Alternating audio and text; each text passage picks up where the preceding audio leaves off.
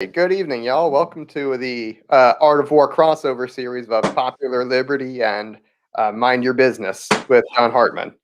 I am Andrew, your host, and today we have episode 2. We're going to be doing chapters 4, 5, and 6 of The Art of War by Sun Tzu, Libertarian edition. Yeah.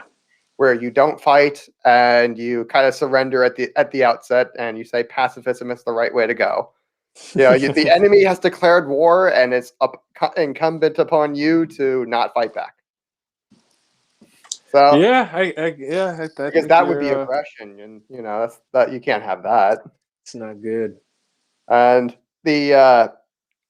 And so that actually brings us to like the first point in chapter 4, which is like tactical dispositions, like the way you think about things tactically. And libertarians have kind of taken the opposite approach of like number 1, where it's Sun Tzu says the good fighters of old always first put themselves beyond the possibility of defeat, and then waited for an opportunity, of defeating the enemy. Whereas libertarians have done exactly the opposite. They're putting themselves beyond the possibility of victory. Well, I think they're starting from that point anyway. Yeah. I mean, just being a third party in general, you're already starting kind of, from a position where you're not going to be able to win. So that's even just ideologically, it's like if you consider voting to be like an aggression, because like nobody has the right to vote for a way anybody else lives. Maybe that's true, but that's kind of it's definitely true. But yeah, exactly. It's the system we live in says otherwise. Yeah, I mean, I wrote on Twitter earlier this week that democracy is a declaration of war on private property. Mm-hmm. And I mean, you live in a democracy that the government has basically declared war on you. That's what that is. Your next door neighbors who are all Democrats, little d Democrats, they've all declared war on your private property. It's like, I don't know, what more level of what more invitation to aggression do you really need? And to the extent you want to either not participate or, hey, we got a Mark. Hey, Mark. What's up, Mark? You're our first viewer. The first viewer. I'm so flattered. I have a viewer. We'll do my best not to offend him. Yeah. But yeah, the idea that they're either 1A, not going to participate, like you're an agorist, or maybe you really don't think it makes a difference. It does, but you're allowed to be wrong. But or you think, the best I can do is messaging. It's like, buddy, there's plenty of ways to do messaging, and no, this is not all that you can do. The Republican Party has proven over and over and over that we're very adaptive, and we're able to, we're able to change strategies pretty quickly, especially when they're pissed. And that's the Tho Bishop wrote something on Twitter today that I thought was just an excellent way of putting it. He said that the Republican Party is not conservative; it's pissed. Yeah, I'm like, yeah. And when we have common enemies right now, quite a few of them. They just exiled Liz Cheney. Kinzinger's next, and there's a whole bunch of neocons that just got the boot. It's like, I don't know. It's like what more invitation could you want? It's like there's a whole bunch we agree with the populists on, and we should be allying with them. And to relegate ourselves and all of our energy and all of our money to a third party where it will make no difference is just, I mean, you're putting yourself beyond the possibility of victory when you need to be putting yourself beyond the possibility of defeat. And allying with the America First, this is a way of putting ourselves beyond defeat. Because let's face it, these guys know how to win. They've already done it once. And these guys, and we tagged up with them last time in the Ron Paul revolution, and back then there just weren't enough of them. But but their movement grew and grew and grew. And in 2016, they got Donald Trump. And in 2020, it was only because the ruling class was able to manufacture a crisis in COVID that they were able to win, because that gave them mail-in balloting where they could cheat. Because what that tells us, the reason they had to do a crisis was because their cheating systems were not adequate to do the at scale. They didn't have the scale in their system. They probably have some regular system of cheating, just regularly built in. Well, But I think both they had parties to upgrade, do, but I especially think for 2020, because they didn't have enough. Yeah, but I think you're giving a little too much credit to the Democrats too. I mean, Trump was sitting there telling his voters to stay home, or to not stay home. Don't vote by mail. I mean, how many people would have voted for him that just ended up not voting at all because he specifically told his base to only go to the polls. Yeah, I mean, I'm not going to say that. I believe both parties. Both parties, depending on who's got the little bit much more power, definitely cheat. I mean, that's just no, it's like I can just a tell you how the proven Republicans do it. The Republicans, I can tell you how we do it. It's like, both sides cheat, of course. Republicans, Democrats understand that there's a big need to stuff ballot boxes, and the Republicans respond by making sure there are a lot fewer ballot boxes in their areas. That's how we do it. It's like, if you're not cheating, you're not winning. You're not playing the game correctly. This is democracy. Democracy is war. It's only one rule: don't lose. And but they did tell us in 2020 that there is a limit to how much they can actually cheat. They have a capacity limit, and I don't think they can repeat that twice. I mean, that's going to be really, really difficult for them to repeat with mail-in balloting at that scale. That's not going to get done again. You have to manufacture like a global crisis in order to do that. You can't do that every 4 years. And knock on wood, several times. I don't want to be proven wrong there. But I think if we've joined up with the America Firsters, that they can only pull off a 2020 once. Again, knock on wood, but I think we would be putting ourselves beyond the possibility of defeat if we really joined up with them. And I think we get a lot more money, a lot more traction too, because I think there's a lot of people, a lot of liberty-minded people who kind of just sit on the sidelines because they see that this isn't going to work. There's no point in this. And there's no way this is going to make a difference. If you start really getting good messaging and getting good public traction, they're going to censor you. They're going to stomp you out, right? Yeah, no, I agree with that. I'm kind of torn. I'm not. I don't feel like I might not be as right as you are on the right side of things. I mean, I am in a lot of regards, but I think, I see that the probably smarter option would be for the Libertarians to try to take over the Republican Party, because it definitely seems like that is something that could be possible.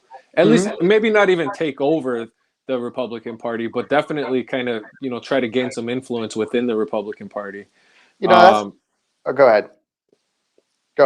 But I'm kind of glad to see that the LP does seem to be trying to get its shit together, because I think regardless of whether or not they get their shit together, they're going to be inept for a while, but at least they're building the foundation to, hopefully rid themselves of the, milquetoast libertarians that they had prior to right now.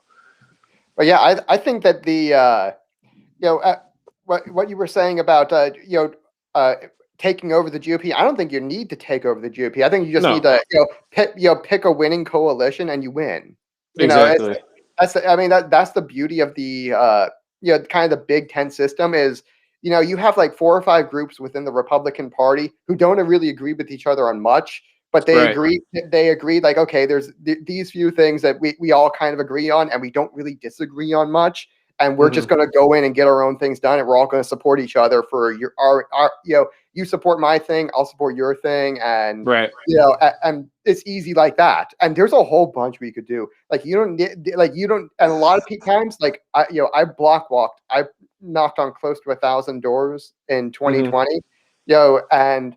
One thing it really came away with me is that a lot of like right wingers and Republicans particularly, they'll vote for you for no reason at all, just because you have the R next to your name.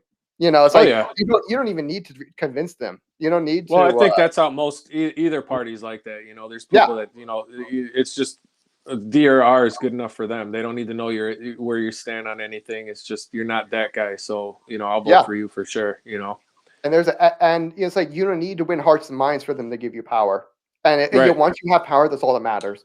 Well, you need to win a few hearts and minds, but not as many as you think. Well, hey, if you really want to win hearts and minds, having power helps you do that because it's kind of like having authority. Right. It's Well, like I mean, you've because once you won. have the power, then you don't really need to ask for it. You just take it, Well, which I is mean, what we're seeing the Democrats do right now. I mean, even like Ron Paul, he used his, the power of his platform as a GOP congressman and on the presidential debate stage. That is power right there, and he used Yeah. that as a boost for his messaging. And I mean, there are just messaging benefits to having power. You don't need, forget policy for a moment because he never really affected policy all too much, but he did affect messaging quite a lot. Yeah, And he did get some conversations going. yeah, and having power will boost your messaging, even just like that. And to go on the onto the next point. Basically 2, 3, and 4 is I think that there's a this is the logical next question. To secure ourselves against defeat lies in our hands, but the opportunity for defeating the enemy is provided by the enemy himself. Thus, the good fighter is able to secure himself against defeat, but cannot make certain of defeating the enemy. Hence the saying, one may know how to conquer without being able to do it. And Right. I think that that's the logical next question. It's like, well, how do you take over the GOP? It's like, well, usually you have a good sense of strategy and what usually works, and that there may be a lot of different combinations about how you do that. One of them is going to be a winning combination. You're just going to have to keep trying them, and learn and better yourself, learn from your Yeah. mistakes, and you don't you can know what works without knowing exactly which one will work. Okay, the right answer is kind of in that direction, and I might have to fine tune it just a little bit, but Yeah. you can know, like, okay, you know how to conquer, and taking over a party is fairly straightforward, and you don't even need to take over a party. You just need to know what's it take for me to get what I want. And if all you want is a good platform to spread your messaging on so you can build more power for yourself, well, there's probably a standard way to do that. And Yeah. you don't need to reinvent the wheel. And you maybe try a few different things and then find out what works, and then just do that. But you should have a decent idea, what works already, Right. because this isn't new. Well, this is Go ahead. yeah. That part about I think it's in the fourth chapter where it talks about like recognizing the sun and moon does not mean you have a keen eye. Yeah. You know, Yeah, hearing thunder doesn't mean you're thunder. quick to. It doesn't mean you're quick to hear. Yep. You don't have a quick ear, and that's basically what that, to elaborate on the what the passage that you just put. I mean, that just goes to show you that you can recognize these things, but that doesn't mean much of anything unless you can put it in practice. Yeah, and but even just being able to see stuff, it's like if you can see stuff, you can hear stuff, even if it's just obvious stuff, that it really comes down to what are you willing to do about it, or how are you willing to act? Because the next point in number 5 is security against defeat implies just defensive tactics. However, the ability to defeat the enemy means taking the offensive. At some point, if you're just doing like defensive messaging, that you're never, by definition, you were never going to win on defense. Yeah. And that is exactly the tactic. This is what, going back to point number 1, they put themselves beyond the possibility of victory with Okay, with their now, current strategy. yeah, I think At some point, you have to take the fight to the GOP. And if I'm not mistaken, Dave Smith was specifically talking about directing the conversations, like once he gets control of the LP, what he was talking about was specifically guiding the conversation, not allowing them to change the subject. Which you can argue you're going to probably be censored, so you're not going to be able to do that. But I think his mind is in the right place in that regard. As far as hypothetically, let's say you're not, let's say he's not censored. Let's give him the benefit of the doubt. Okay, at what point do you say, okay, you've started to really convert, get your message out? At what point do you really take the fight to the GOP and start taking power from them? Because let's face it, okay, libertarians are kind of like, they're the really far right in terms of time preference. They're all the way at like 0 time preference. That's basically where they are. Is I want to convert as minimally 0 wealth into kinetic power as possible. The GOP is slightly to the left of them on time preference, where they're just low time preference, and the Democrats are like fucking high preference. We want to just flatten all of the civilization. We want to burn it to the ground, consume every bit of it. And we will burn our cities to the ground and rule over the ashes because we're Democrats, and that's what democracy does. Democracy doesn't have 2 world wars under its belt for no reason. And but I mean, if you're going to be converting people, it's going to be you're converting lower time preference people to 0. This is why Dave always gets a lot more people from the right, is because they're low time preference in terms of kinetic power. It's like they want to convert a lot less power into, or I should say, a lot less potential power into kinetic power, which is political power. And at some point you're going to have to go on offense and start taking power, because they're not just going to give it to you. And it seems like he hasn't thought it through quite that far, because if he had, he's in completely the wrong party. Well, I think it's the real problem is like they're not expecting to win. They've said that time and again. Our goal is not to win, and it's like, well, why the fuck do it then? To be honest with you, I mean, like, I get it. You want to move people into the the culture and the way of thinking that libertarians have, and that's great. But if you don't want to win with that power, what's the fucking point? I mean, seriously. Yeah, I know. Because how are you ever going to make change? At some point, all of this effort has to convert itself into political power. Right. I mean, look at the Democratic Party, how they, the Democratic Socialists have been pretty loud, and they've been dictating what the DNC should do. If the libertarians were smart, they would do that while working on the LP itself. Don't get me wrong. Continue to work on the LP, absolutely, but use the tool that's there in front of you while you're preparing, the next best thing, so to speak.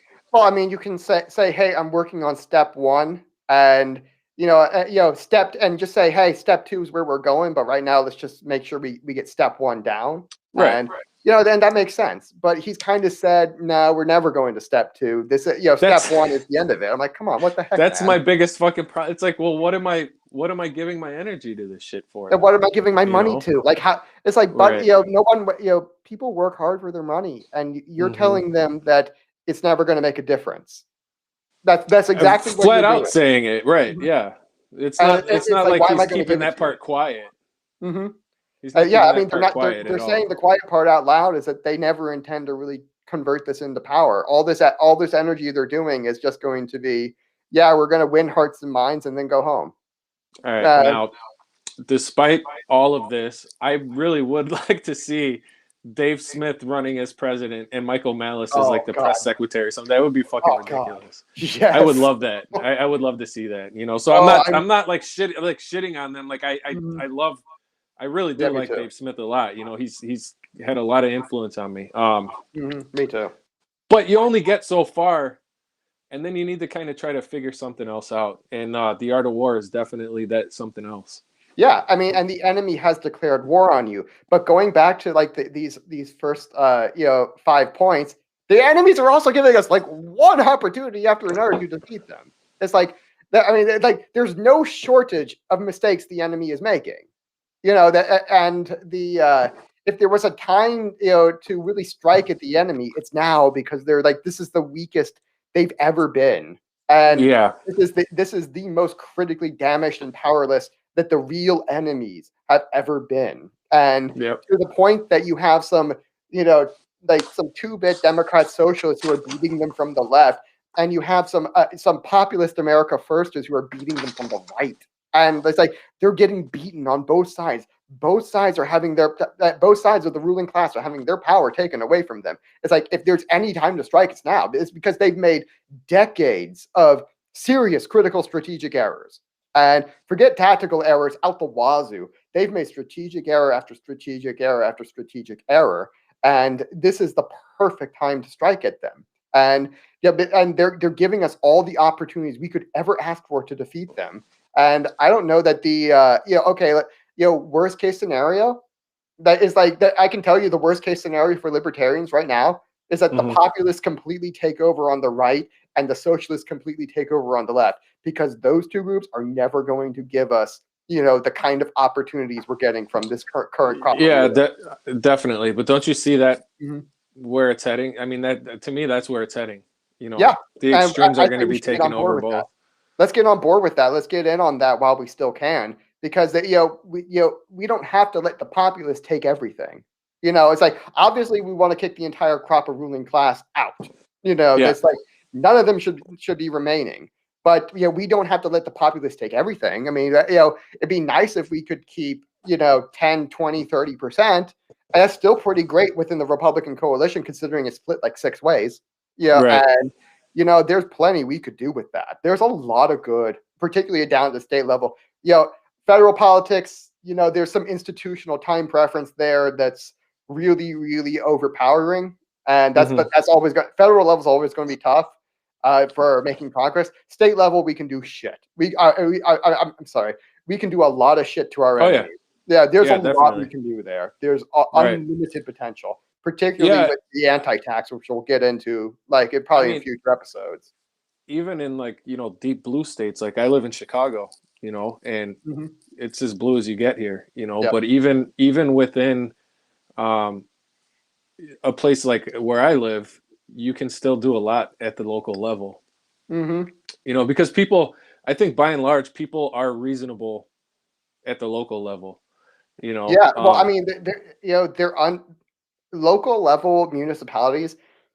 They have the highest level of selection pressure because they have the least amount of ability to. They have the lowest time preference of any institution in the United States, because they have to. If they don't plan for the future, if they don't, really make good decisions, there's no one there to save them.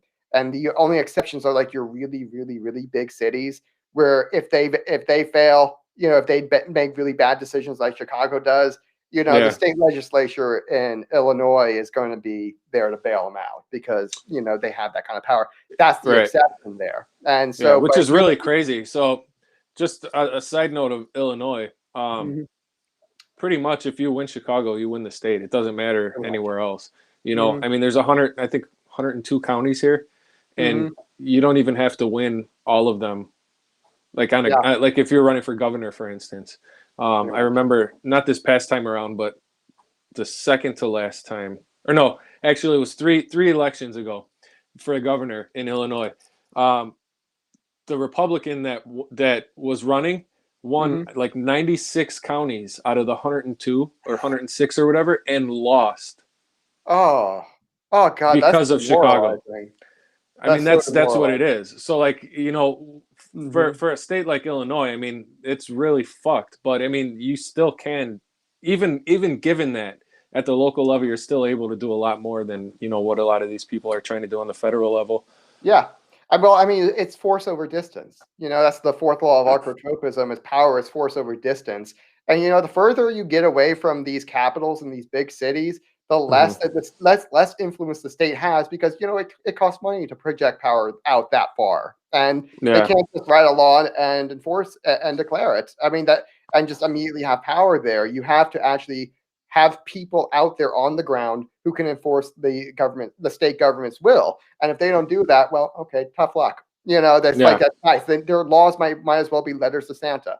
And so that's the importance of that force over distance, is that if they can't go the distance and you win, then your force actually wins out. And so if you're applying force at the local level, really far away from the state capital, it's like you might win quite substantially there. And there's a lot you can do. There's a lot. And but I mean, I wonder, I don't think we're ever going to get opportunities like this ever again. No, I don't think so either. Right now, I feel like everything's up in the air, Yeah, I mean, the ruling class is their backs against the wall, and they're losing, and they know it. It's like they're acting like scared animals, and which warms my heart. I love seeing them act in panic because all of everything they're, the usual playbook just isn't working. And they're like, oh, they're trying culture issue after culture issue after culture issue. But, the Republican Party, particularly to a lesser extent, the Democrats, but the far left has kind of gotten the picture too. But the base of the Republican Party has started to understand that, oh, this culture war thing, we see what's up here. It's like, this isn't going to work on us anymore. All these, this Save Chick-fil-A issue in Texas, is kind of a joke to us now. Like, we see what you're up to now. It's like, and they were like, earlier they wanted to, force Mark Cuban and his NBA team to, stand for the national anthem. And they're going to pass a law to make him do that. And the whole base, of the Republican Party was like, dude, why can't you focus on something really important? We see this is bullshit. This is just a distraction. This is, Save Chick-fil-A all over again. This is a punchline for us. We see what you're doing. This isn't good enough for us. And we're going to vote you out because clearly you're not intent on giving us what we want. And that, like, a whole bunch of people, they're kind of just looking back. It's like, we've controlled Texas for what, like 15, 20 uninterrupted years, Republican trifecta after trifecta after trifecta.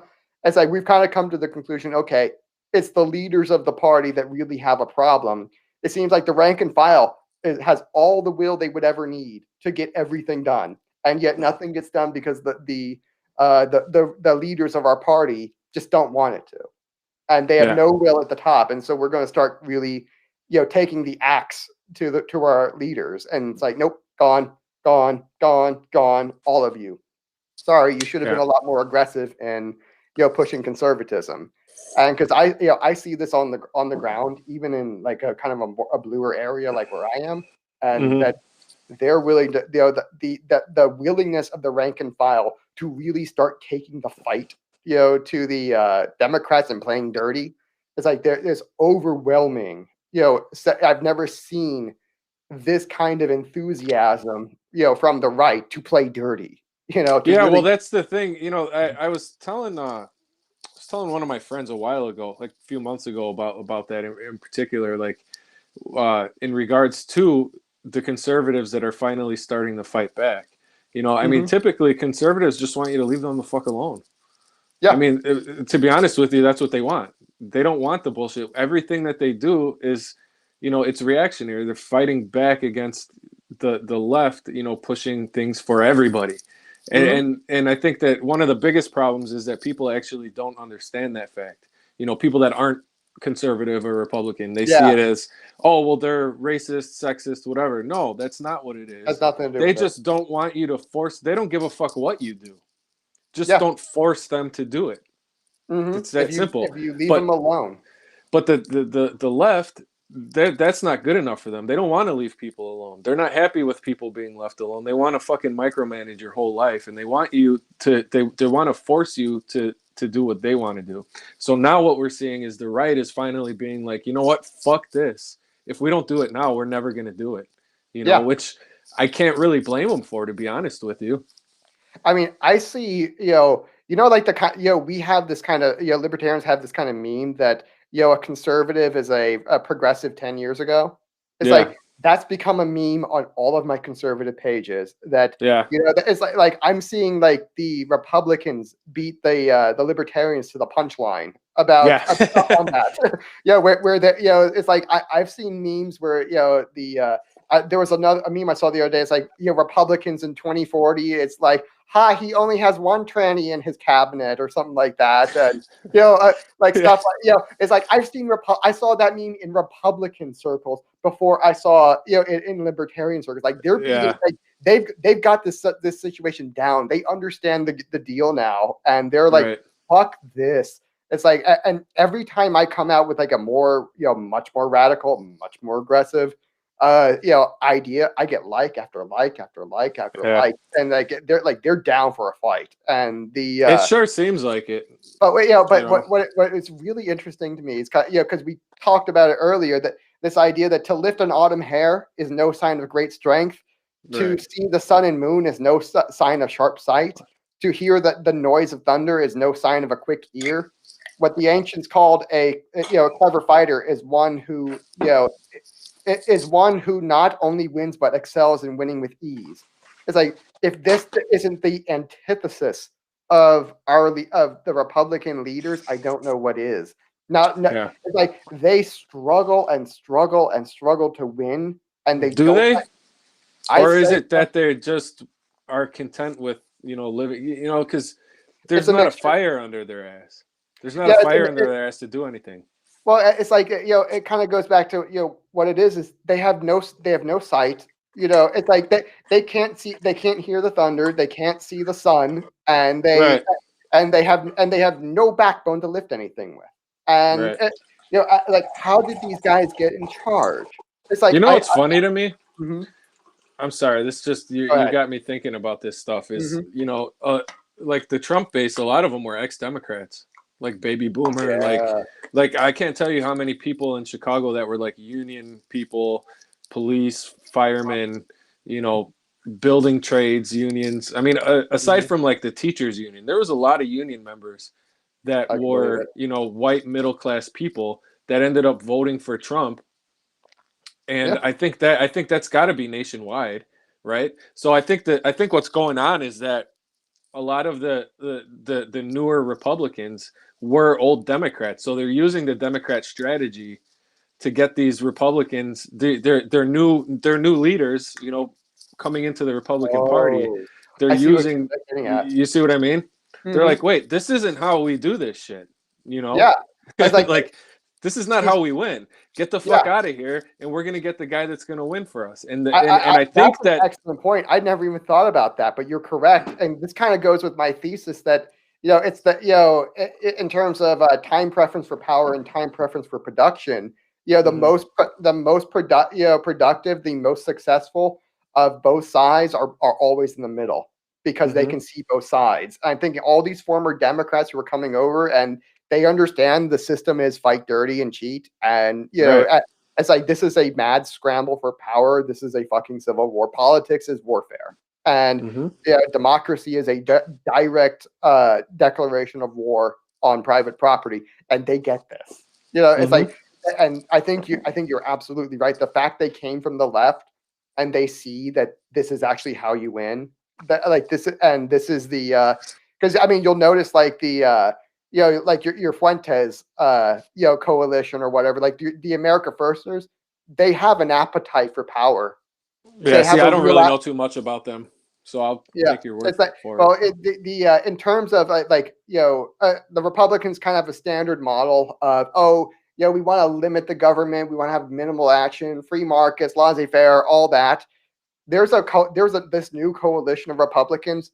We have an appetite for breaking up big trust. We have an appetite for regulating this, taxing our enemies, and they have a real appetite for political power. And I mean, in terms of converting, potential power in just the form of free wealth into political power to hurt their enemies.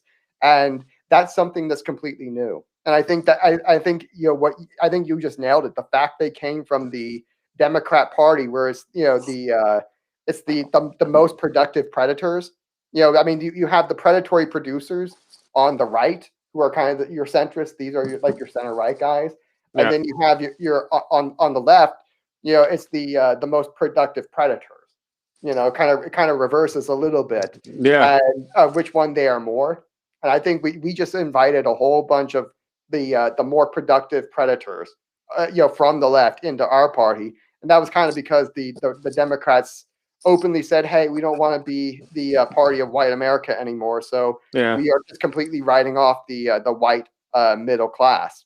And I think they said that in 2012, where Obama's campaign openly admitted they were writing off the white working class because they don't care about him anymore, and they just openly said that publicly. And it's like, well, that's what the Democrats do. That's what they've always done. Is they use their voters, and they use certain groups of people to their benefit, and then they toss them when they're done with it. That's just what it is right now. I mean, I don't really see that as a good thing, but I mean, it is as far as getting power is concerned. Because because they'll even fuck with their own people is the bottom line. They don't care. Like once they've used you, they don't need you. You're not one of them anymore. They don't fucking care. This is like one of their methods of enforcing discipline. Remember that in our last video, oh yeah, we talked a lot about enforcing discipline on the troops.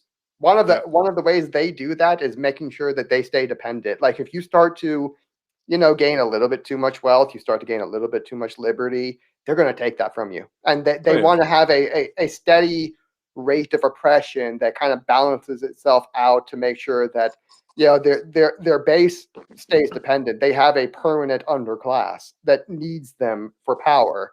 And how their base doesn't recognize that, or if they do are okay with that, I have no idea. But yeah, if they recognize it and they're okay with it, that's I can't fathom fucked up, But I mean, the people. I mean, all it boils down to is what are you going to do for me, right? And they're getting the shit done, so at the expense of other people, so they don't care. This is always how politics is. Yeah, this is why there's so many different caucuses and that kind of thing. It's just, how many people can I bullshit into believing that I actually give a fuck about them, so that I can use them and then discard them when I'm done. Yeah, and I think for them this is a sort of method and discipline, and why they would discard the the white working class to me is a mystery, because that they were a vote bank for the Democrats for generations. Well, they were, but they're not anymore. Yeah, I mean, there's just it's proven, I think, at this point that if you can coalesce everybody else together, you don't need them anymore. That's all it is. That's why they're pushing it. It's not that every white person is racist, because obviously it's not true. Everyone fucking knows that. But the thing, they're using that because it's making everyone else that's not white come together. Yeah. I mean, that's really what it is, because all those groups won't get together on their own. Like I grew up around so many different types of people, nationalities, from different countries, different races, whatever religions, and they're all as racist as each other. I can believe it. So the first thing they had to do was they had to redefine what racism is, so that it only identifies one particular type of people. And once they were able to do that, then they were like, okay, well, they don't like you guys, so why don't you just get together? Enemy, yeah. That's what that's really what it is. I mean, I've seen so many different types of people be just as racist as they're claiming white people are. Probably more, to be honest with you. More outright about it. So, but that's what it is. They were all fighting with each other, just like when the pandemic first started in Chicago. There's a neighborhood in Chicago that's like predominantly Mexican. It's called Little Village, and they were shooting when all the riots and shit were going on in Chicago. They were like, all the gangs in the Little Village straight up said, any black person that comes into our neighborhood, we're getting rid of them. I mean, they were shooting at cars of black people. Mexicans were shooting at cars of black people going into their neighborhood. I think there's a couple stories that like a woman got pulled out of her car and shit like that. So I mean, that to me is racism right there. Yeah. Right. Oh, you didn't fucking hear hardly anything about that, nationally. Doesn't fit the narrative. Well, they ended up getting together, because again, we're all this is always a small group of people. This is not the whole fucking group of people, right? It's not like every Mexican hates black people, or every black person hates white people, or every white person hates. So, but it's the smallest, the smallest. I mean, you only need a small minority of people to really be able to influence, use power like that. I mean, because the reason is everybody else is kind of doing it individually. If you have a gang of like 5 to 10 people, you can beat any one person no matter what. There's no one person who can take you. And so a micro institution like that's a micro state. And you can't be beaten by any one person. And if you're organizing that kind of manpower to and over such a small distance of like a neighborhood, or a few city blocks, my God, you own the place. That's all you Yeah. need. I mean, that's probably Right. there's probably more of those gangs than the cops. You know. Oh yeah. Yeah. In terms of just per square mile or per square block or whatever, Sure. that they probably have more manpower, more kinetic power just in their Absolutely. gang than the cops do. So it's like you are bigger than the state technically in terms of force over distance. Yeah. And Totally. yeah, that's it doesn't take much. That's that's the lesson of the fourth law of archotropism. It really doesn't take much in terms of just force over distance. Once you understand that's the metric, doesn't take much. You can do a lot with very little, and it's kind of cheap. Well, that's also in, I don't know if it's chapter 4 or chapter 5, but they specifically talk about, Sun Tzu specifically talks about that a small army can defeat a larger army. Yeah, I think that's coming up because I think that's in the chapter on maneuvering. That might be 7. That might be chapter 7. Yeah, it might be. I don't think it was though. But let's see. It might be.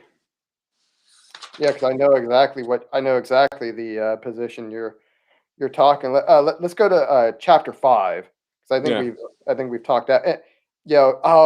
This is one of my one of my favorites.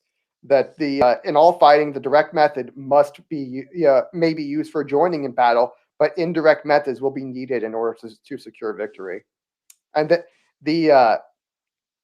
basically direct, what he's calling is the direct method is engaging in combat. And but there are many other different ways of so this is the part where he's talking about there's the two forms of battle is the direct and the indirect. Yep. Right. And that you can use them interchangeably to get what you need. And that's the other thing that the Libertarian Party has not really been great on. They got one tool in the toolbox. Right. That's it. And it's an indirect method. It's not even a direct method. It's an indirect one. Right. And let me go ahead and read that part. Yeah. There are not more than 5 musical notes, yet the combination of these 5 give rise to more melodies than can ever be heard. There are not more than 5 primary colors, blue, yellow, red, white, and black. Yet in combination, they produce more hues than can ever be seen. There are not more than 5 cardinal tastes: sour, acrid, salt, sweet, and bitter. Yet combinations of them yield more flavors than can ever be tasted. In battle, there are not more than 2 methods of attack: the direct and the indirect. Yet these 2 in combination give rise to an endless series of maneuvers. The direct and the indirect lead on to each other, each in turn. It is like moving in a circle. You never come to an end. Who can exhaust the possibilities of their combination? And indirect tactics of efficiently applied are inexhaustible as heaven and earth, unending as the flow of rivers and streams. Like the sun and moon, they end but to begin anew. Like the 4 seasons, they pass away to return once more. And what this is saying here is, how many different ways can you think of to really, beat the state at their own game? Because, they kind of have their own playbook, and that's all they have. Because it's clear that, from the way they're losing right now, they've got one playbook that the consultants have used for generations, and that playbook doesn't work anymore. And they can't create anything new. They have not been able to create any new tactics. And and this is something Michael Malice has pointed out a few times, that culture and new ideas and new strategies, they always form at the fringes and migrate inward. Mm-hmm. And when the consultant class, none of their strategies and everything are working anymore, they're fucked because these guys are in the center. And they're not in a position, they don't have the proper selection pressure or room for creativity, in order to really make new and different or to understand new situations, and they don't have that ability to be adaptive. They are running an ossified, fixed playbook, and the wings are just taking them apart. Right. And that's essentially what it's saying, is you got to roll with the punches. You got to figure out, as there's the part about the seasons changing, right? The seasons give way to each other in turn, or whatever the verse is. That's saying, like, you need to recognize the change, and you need to use that change, you know, and they never do. Yeah, I mean, Like you one said, of they're those, not doing it. and like the season that's changing right now is we're going from, you know, society is moving leftward. Now the change is so that society is about to start moving back right. It And sure it's hard to see seems right like now it. because we're in the debt. We're like we are at the that we are just barely rounding the curve right now. We're hitting the maximum that as far left Yeah, as we're pedal to going the to go. metal. That piston's ready to blow out the engine block.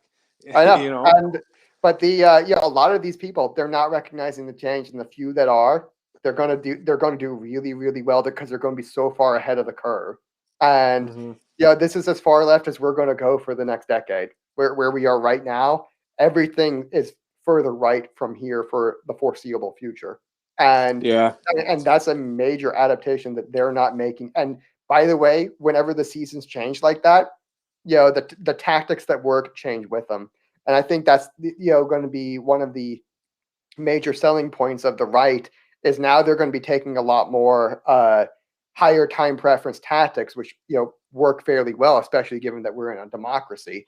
And you know, and you know, but what it also says is that, hey, a lot of the old playbook, throw it out. It doesn't work, and that goes for libertarians too, because your old playbook of, hey, I convince people by saying this and this and this, and I just stay logically consistent and do my principle. By the way, that playbook never worked in the first place.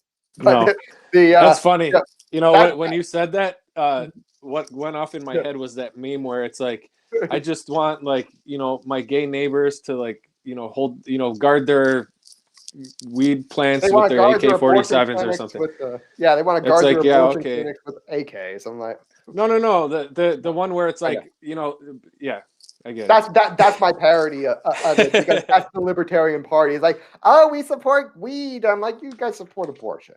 It's like, shut the fuck up. Yeah. So that's my parody. If they say, hey, they want to be able to guard their weed their marijuana fields with AK-47s. Gay married couples guard the weed fields with AK-47s. And I changed that around to, you know, so they want trannies to be able to defend their abortion clinics with AKs. I'm like, you know, like, I don't give a shit what they do as long as they leave me alone, to be honest with you. And but they have one playbook that doesn't work. It never did. Yeah. It's not adaptive. Yeah, and if anything, it's the opposite of adaptive because it's extremely logically rigid. And its application only lends itself to one form of action, and which is basically pacifism. And that's all it really lends itself to. And like, okay, that's like the first thing that's got to go. The seasons just changed again, and you should realize that a more aggressive tactic is what's required, particularly because we're at the end of an empire.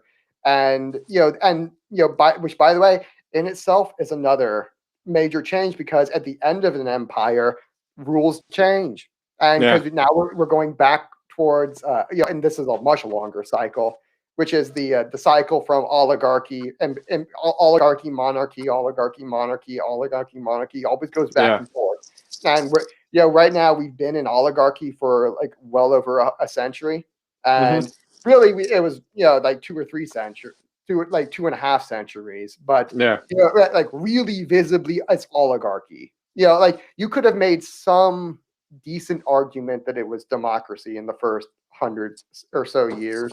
Not really, but no, it's like you could at least kind of make the argument. Whereas in the last 100 years, no question, this is oligarchy, and it's not even close. And and we're at the point in the oligarchy where the system has so ossified, it is so corrupt, that it's just breaking itself. It's breaking down because it can't function anymore. Right. And the crazy thing about the breaking down of it is that everybody sees it, and they all have their different reasons of why it's happening and their different solutions for it, but everyone recognizes that it's breaking down. Yeah. But what it always breaks down into is some form of monarchy. And and because of that, the rules change. And and what works changes because obviously, I mean, what works isn't working. Kind of definitionally, it's not what used to work is not working. That should be like your first clue that everything's changed and you need to change with it. And it's like you need to be taking much more authoritarian tactics because that's how the monarchy built itself. usually monarchy, or at least back during Europe, it was the corrupt generals of the military who basically, it was their heirs who basically became the monarchs of Europe, and they owned the land itself. Well, that even happened in like Latin America and South America too, except not like, you know, I mean, it was dictators, not like kings or whatever, but I mean, there's really, I mean, you could argue that they're pretty close in similarity. I mean, obviously, you know, I think a monarch is actually better, obviously, than a dictator, but I mean, they're pretty similar. And I know in South and Central America, that's what happened there, and that's even closer than you know, the monarchs of Europe. You know, this, I mean, as far as recent times. Well, I think those, I mean, funny you mentioned them. I think that, you know, because all of those kings started off as dictators. You know, basically the difference between a king and a dictator is one has enough security to hand off his throne to his son, and the other doesn't. And that's the main difference why they have such different outcomes between.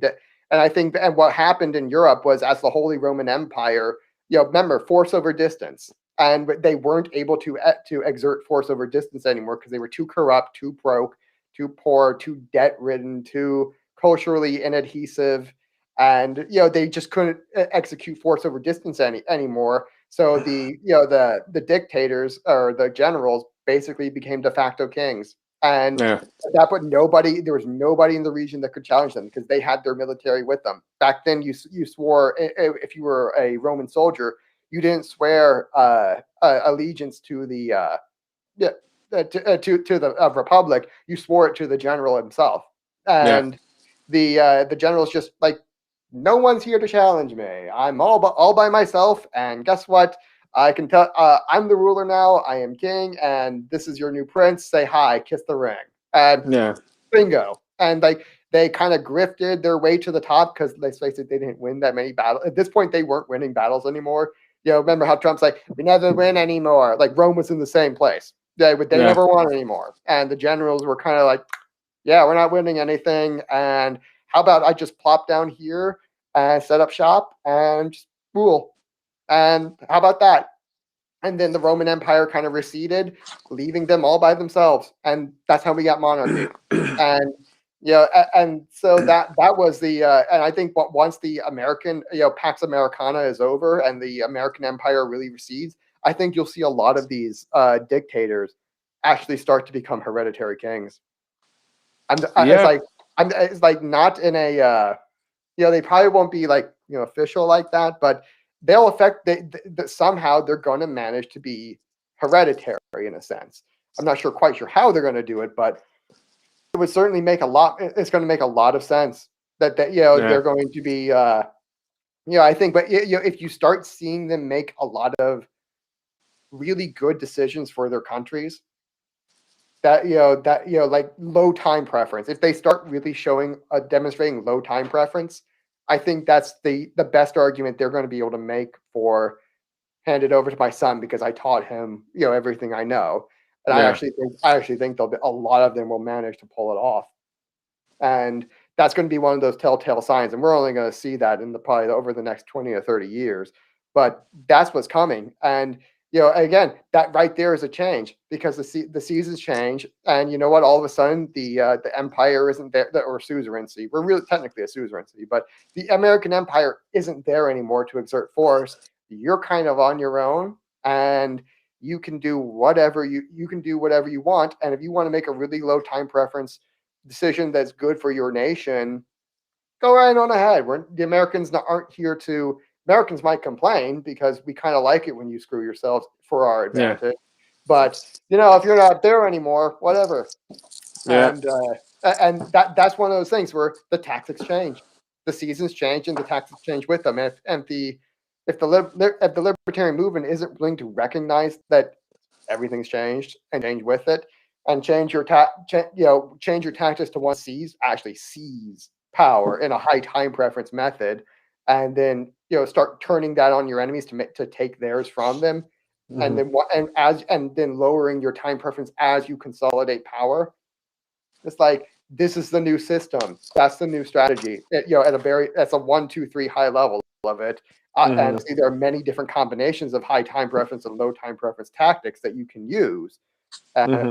Many of which I've implemented in the anti-tax. Again, a brand new system that they're not going to have a playbook for how to deal with this, and they're probably just going to go with it because they'll see it. If they try to put it into the old framework, they'll just see, oh, this is just a way I can do more corruption. And really, this is like the death of their system, or at least the death of the old system, the birth of the new system. And this is also this. This kind of goes to the battleground as far as the one that gets there first. Yes. Gets the he gets to dictate the terms of the battle, basically. Right. The early bird gets the worm, as they say.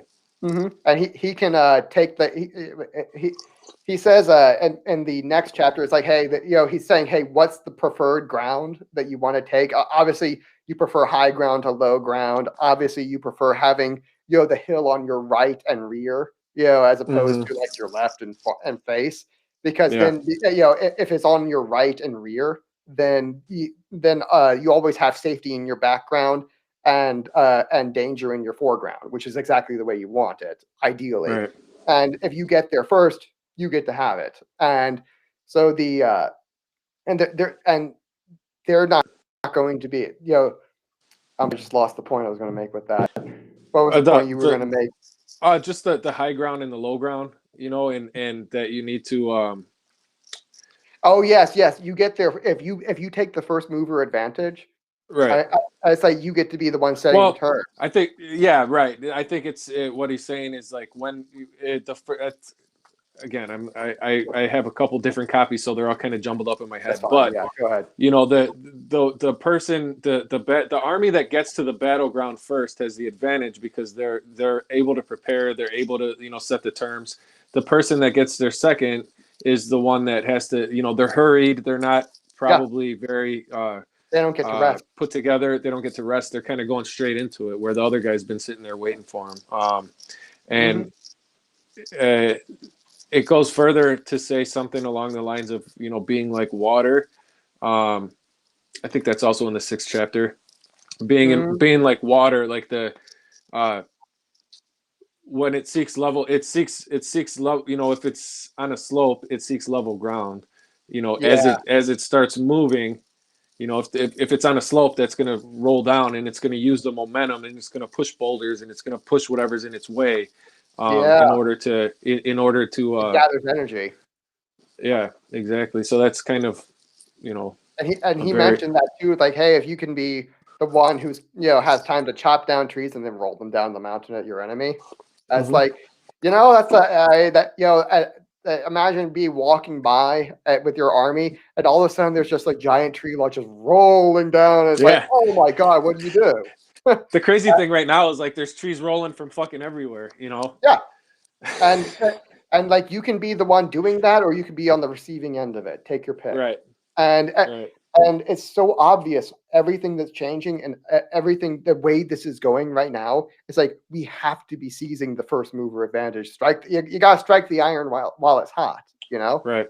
But that also, it's not only about like physically, hurling objects down sides of mountains at your opponents. It's also using the momentum of the people that you have in that same regard. So like the people could be the trees running down the mountain. Yes, they could. And that's what the Democrats are succeeding at right now. They're not enforcing all the shit that they're telling people to do. It's the fact that they put the message out there to the population and their adherents are now policing other citizens with their stuff. Yeah, I mean they're running on momentum right now, and it's like everything they have is on inertia. Basically, the rocket at this time, the rocket has stopped its burn and it's kind of just coasting, and but they're using the momentum to do that. But that's the thing is it shows you that they're slowing down because the right's actually the one running up the mountain right now. And it's like and they're going to come back down. Hey, what goes up must come down, and it will. Right. So the battle's kind of like in between. It's not like all the way down. It's not all the way up. It's like on that kind of uneven ground. Well, I think of it like we're taking swings at each other as we're running opposite ways. right? Yeah, That's where the fight is. it's almost like a pendulum. You have two armies on either side of on two mountains in the valley below, and they're one is fighting the other as it's running up, and you never want to be running up the mountain with with the enemy fighting you behind, because then you're getting arrows in the back, and that's kind of where the right has been for the last 10, 15 years, where we've been just getting the arrows and shaft in the back, but now we're at the top. There's no more room to run. And guess what? The Democrats, now we've got the high ground, and we're ready to go right back down. And we're going to chase them all the way up their mountain, and then going to come right back down again. And it would be great if we could all just find separate fucking mountains to live on. Oh, God. If only. If only we didn't have that would be possible if we didn't have democracy, where we basically declared infinite warfare. This war is a war that can never possibly end. It can only get kinetic a few times, but otherwise it's just infinite. It's like that's the only way. Is that the only way this actually ends is in a real hot war, and otherwise it's just democratic war by different means. And even then, you're only postponing it to happen again, because eventually people are going to get back to that warring factions kind of thing. Well, I mean, if you end up in war, there's a chance that like a real war, like that, there's a chance that you end up with monarchy on the other side of that of some sort, and there is no opposition. Kind of like the CCP in China, where I really don't see the right doing that. Getting into the war. I mean, they're not going to do it because they don't have the leadership for it.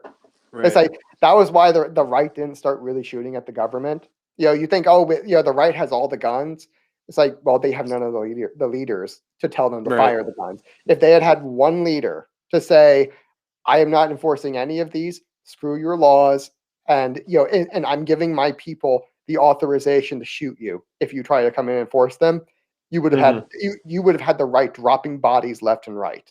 They were ready for it, but they didn't have the leadership for it. That's how that worked. Remember, the right is hierarchical. They're looking to the leader for permission, and if the leader doesn't give them permission, they won't do it.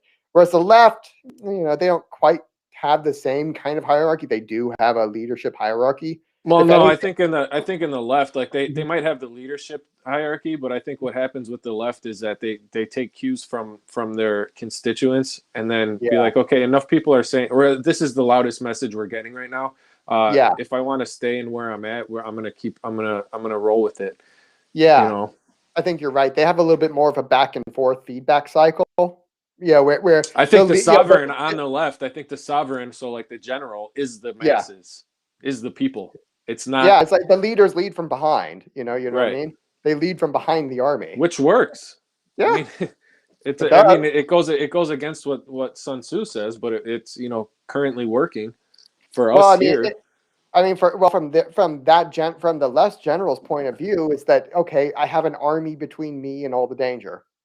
That's true. I guarantee that's the reason why. Like that, it's like these people they much rather throw bodies. Remember, if we're having a mountain analogy, they'd much rather be throwing other people's bodies down the mountain than their own. Of course. Whereas the right actually does have a little bit, like they expect a general who's going to lead them, kind of like Trump, who was not prepared to lead. And that was the problem. You're right. They all fell in line, and then the leader just sat there. Tweeting up a storm, not really doing anything. Like, all right, we're ready to storm the left castle, and we have our leader, our brave leader, Donald John Trump, who's going to lead us. And what happened? It's like he's kind of like, oh, well, maybe I go this way, maybe I'll do this way. I don't know. You fake news. Yep. And I mean, that's the fucked up thing about it is, right? And I think the people that were not necessarily conservatives or even on the right, like full blown on the right, I think they were excited to see Trump because they really did believe that he was going to upset the apple cart, and then it just didn't happen.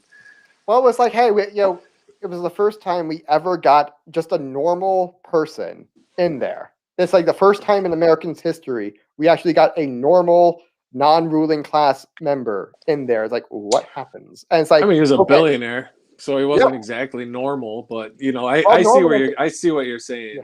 He's in the ruled class, not the ruling class. Yeah, it's like there's only two in that perspective, and he was part of the ruled class. So he's like, It's like he may be a billionaire, but he's still the ruled class, and that's why they freaked out. The ruling class freaked out. It's like, holy shit, this guy's not one of us, and he might just say something like those military industrial complex companies, they really don't want to end the war. It's like, how about that? It's like, don't just say stuff like that. And this was like, we got like kind of the average Sean Hannity viewer, maybe above average Sean Hannity viewer is what we got in The Office. It's like, we had some substantial progress. It's clearly because everybody else we ever gotten in there was controlled opposition. And imagine if we got a real right winger in there who actually knew how to use power. That's a little scary. Sometimes when I think about it, because I'm like, yeah. And I think I think it shows hope is that it's like, hey, we managed to do quite a lot of damage with kind of just an average Sean Hannity viewer. I mean, we torpedoed the system, and just brought it to its knees with just an average Sean Hannity viewer. Imagine what we could do with an average Sean Hannity viewer that really didn't do much. Yeah, and just by being there, he managed to really bring the system almost to its knees. And if we had a real red pill leader in there, it's like, God help them, because it shows how weak they are. They've given us no shortage of weaknesses to exploit. If we can just manage to get, forget a libertarian, just a red pilled guy who understands that this is in fact the system. They would not have any. There's no good resistance to us. They've. That's the problem with high time preferences. Eventually, you squander all the wealth you had, and then you're defenseless against the people who didn't squander it. Yeah. And it's like you end up consuming your own system, and you can basically you're the army that eats all of its rations, and now it's like, okay, what are you going to do now? Because Sun Tzu does point something like that out with that. Oh, it's 1 second. No, let me go, because I just read something like that. Oh. Here we are in chapter 6, where it says too frequent rewards signify that the enemy is at the end of his resources. Too many punishments betray the condition of dire distress. And just like that, hey, you can see that where they are, because if this doesn't describe the left and the ruling class, I don't know what does. That they reward far too frequently, and they punish. And they punish far too, and they're punishing far more frequently. And that tells you that they think that they are in dire straits, because you only do stuff like that when you're desperate. You only start rewarding a lot, when you're running out of firepower and ammunition and everything, in order to really incentivize your soldiers to go really take on the enemy and try to get some victories that you can then use. It's a high time preference strategy. And then when you finally run out of all of that, that's when you have to start using the whip. And that's what they're doing now. I was going to say that's where we're at now. Yeah. And you can see exactly where what their mindset must be, is that they think that maybe their situation isn't desperate, but they think it is. And I kind of agree with them. Their situation is desperate. They have squandered every bit of they squandered every bit of strategic gain or strategic value that they had, and they did it all for just short-term gain. And it's like they won the final few battles, but the war goes on to infinity. Right. It's like a baseball team, right? So like, if you're trying to win a World Series and you have all these great guys in the farm system, so you trade them away to get good guys to win that one particular season. And then the next season goes by and you have no guys to pull up from the farm system. Exactly. But see, it's even worse than that for them, because even in baseball, there's only 9 innings, and you're not going to win. You're not going to win the game the first inning or the 5th inning, and heck, even the 9th inning may change things. But with democracy, again, this is infinite warfare. It always goes on. The war it's never over by definition, until someone pulls off a monarchy. And but it's like and they I guess maybe they thought the system is finally coming to an end, and they think there's going to be a new system, and they're just like squandering everything, all the capital they had. And well, it's like, no, it's like the system goes on, Right. and the rules may change, but that doesn't mean that you don't still need your political capital in the future. Yeah. No, absolutely. I'm wondering if there's more going on than even we're aware of. As far as, obviously, I mean, we're at the end of an empire, right? So, the power dynamic, world power dynamic is going to be shifting. So I think we're kind of at the point where they're trying to figure out, which side is going to be the one to kind of coalesce around the new world leader. Have favor with the new world leader, whatever that may be, leaders even. I don't know. Yeah, that was a little conspiratorial, but I mean, there was a point that he made in chapter 6 as well about kind of seeing the unseen. It's like, because you say like, but we don't know if what's going on behind the scenes, but we can see some things that stand out and don't make sense, like that. It's the idea of what should the enemy do if they're in the right position, and what do they actually do, and how is that different? Right. And you can see he says in number 31 of chapter 6, if the enemy sees an advantage to be gained and makes no effort to secure it, it's because the soldiers are exhausted. Mm-hmm. And that tells you, okay, they were supposed to do They're not something. ready. Yeah. Well, it's like they had they had the opportunity to do something, but they didn't do it. The reason was they couldn't. And I'm kind of bringing back to the to the 2020 election. Yeah, it's like I'm thinking like the reason they couldn't, like for the entire thing of Trump, the reason they couldn't get him out was they couldn't, they didn't have the ability, and then and for the election they had to manufacture a global crisis in order to just be able to change the system just enough to get him out.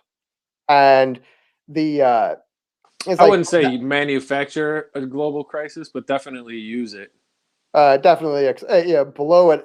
They blew up the virus had like a 99.9% survival rate. Well, that's what I mean. Like they. Well, I see. Okay, I see. What they had saying. to blow it up into something that. That. Really, like. No, I was thinking like you were saying, like the Democrats released the coronavirus to create a pandemic. No. I was taking you too literal. I was taking you too literal. The CIA on did that one. It, obviously. Yeah. CIA released it in the Wuhan lab. It was all the CIA. Well, wasn't like a few months before that? Wasn't there like some like war games going on in? Boy, yeah. And then you see that Fauci was funding it, like all the way back, and I'm like, boy, this looks suspicious. Right. And it's like I'm not saying that they did it deliberately, but boy, there's some coincidences there. And it very well could have 21 too, and it's like right. It all begins with an outbreak. Yeah, that's the. And that came out early on in the pandemic. It's like, come on, guys, why aren't we talking about this? Don't you find this at least a little strange? It's not like it's a conspiracy. This shit fucking happened. Yep. Right. Oh yeah, it did. Months before. And it's like, hey, welcome to the New World Order. And I mean, this is exactly what that looks like. But this is like the level they had to escalate it to. This was like and they just completely torpedoed any credibility the system had left. And because the credibility of the election integrity system that's their lifeblood, and they just torpedoed it. For what gain? What did that benefit them? Oh boy, my 1 sec. Let me pause for 1 second. Yeah. Battery's about to run out. I realize. Oh shit, mine is too. There we go. All right, I'm back. It's cool. Like I guess the electrical socket didn't have electricity running to it for whatever reason, but I just plugged it into the one that did. Whatever, and we're good. Sorry about that. But yeah, it's like you can see their desperation. They're taking these really, really high time preference for power strategies just to maintain just every little bit.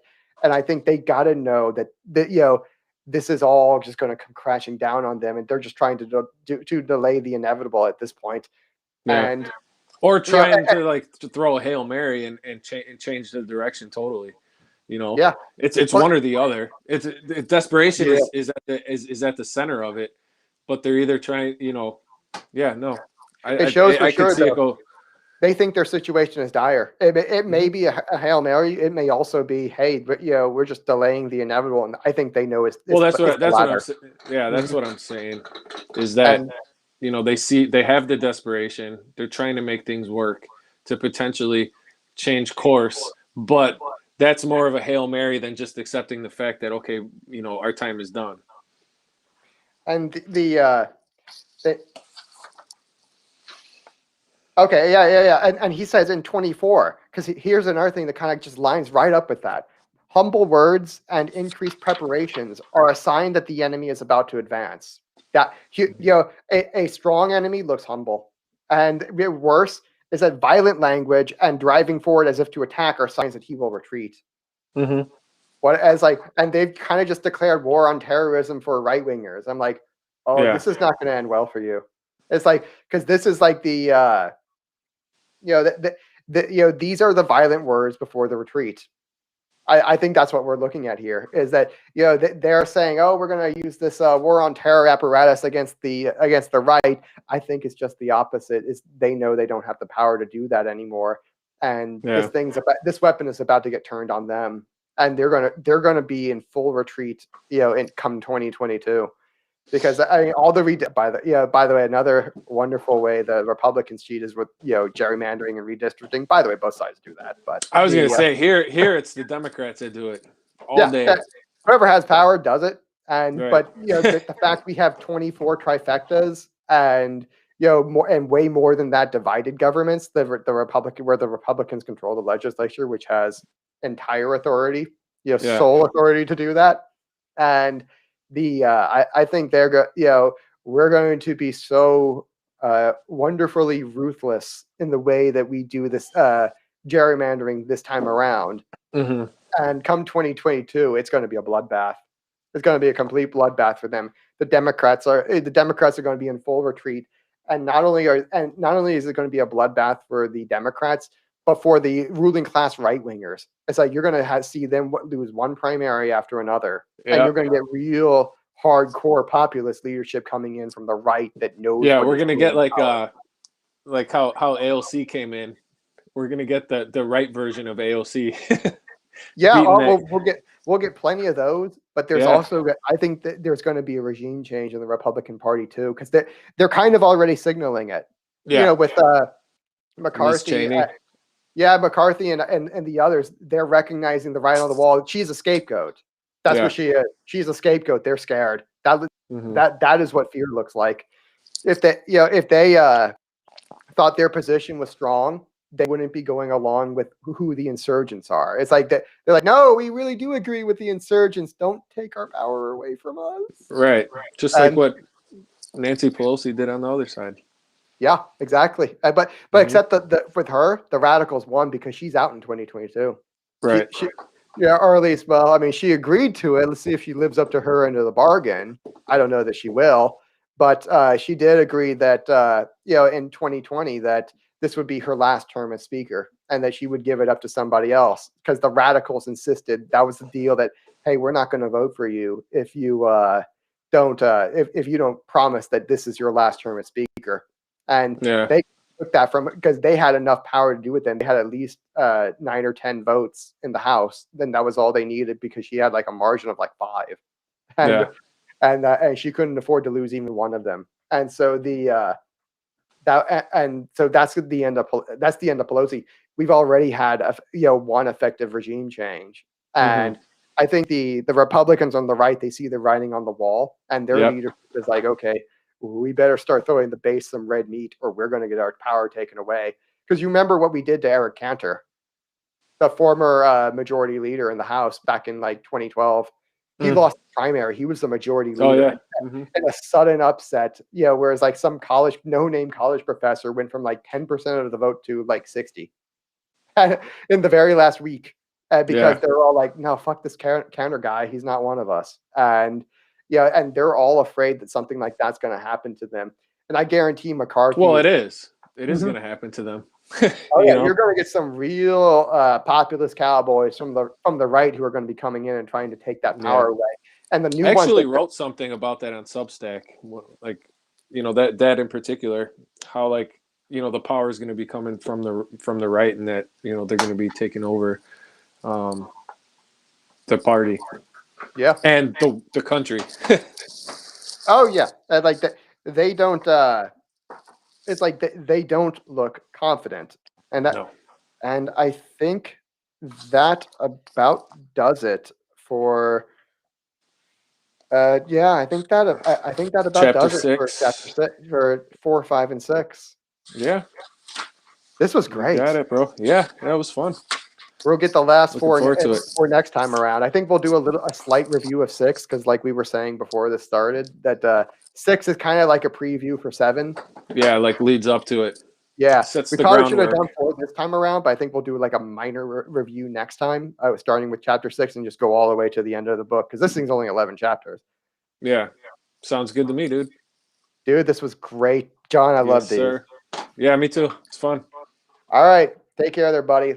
All right. See ya.